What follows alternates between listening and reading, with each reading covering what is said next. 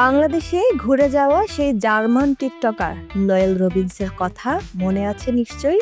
বাংলাদেশে ঢাকা সফরে এসে তিনি গুলশানের রাস্তায় নেচেছেন, মঞ্চ মাতিয়েছেন নৃত্যশিল্পী রিদি শেখের সঙ্গে। গায়ক জেফারের সঙ্গেও জমিয়েছেন আড্ডা।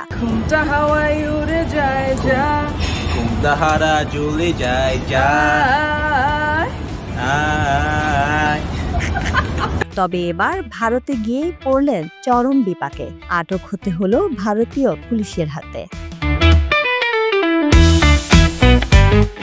ঘটনাটি ঘটেছে ভারতের বেঙ্গালুরু শহরে। সেখানকার ব্যস্ত এক সড়কে স্ট্রিট পারফরমেন্স করার সময় নোয়েলের নাচ দেখতে দেখতে জড়ো হয় বিশাল জনতা। পরিস্থিতি হাতের বাইরে চলে যাওয়ার আগেই পুলিশ হস্তক্ষেপ করেন। জনসমাগম সৃষ্টি করে অনুমতি ছাড়াই পারফর্ম করায় তাকে সাময়িকভাবে আটক করে বেঙ্গালুরু পুলিশ।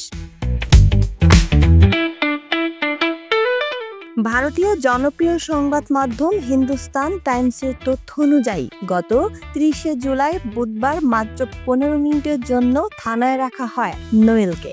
এরপর $2 সমপরিমাণ জরিমানা করে ছেড়ে দেওয়া হয় তাকে। এ নিয়ে নিজের ইনস্টাগ্রাম অ্যাকাউন্টে পোস্ট করা এক ভিডিওতে নোয়েল বলেন, এটাই প্রথমবার আমাকে থানায় নিয়ে যাওয়া হয়েছে। The officer grabbed me and took me to his car. I was not resisting at all, but he was kind of rough. I even hit my head, as you can see. Then they just closed the door and took me to the station. আমি সত্যি ভয় পেয়েছিলাম, ভেবেছিলাম জেলেও পাঠাতে পারে, কিন্তু ভাগ্য ভালো, সব ঠিকঠাক হয়েছে।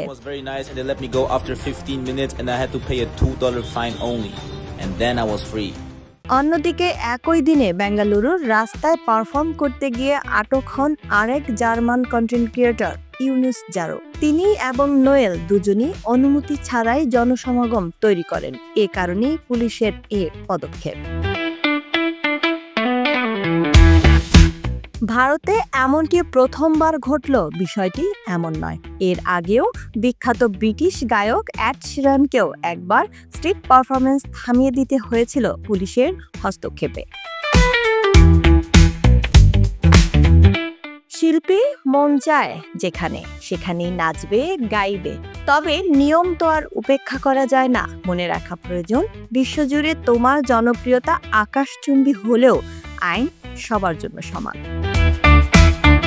লামিয়া তমা, দৈনিক নবদৃষ্টি, নিউজ ডেস্ক।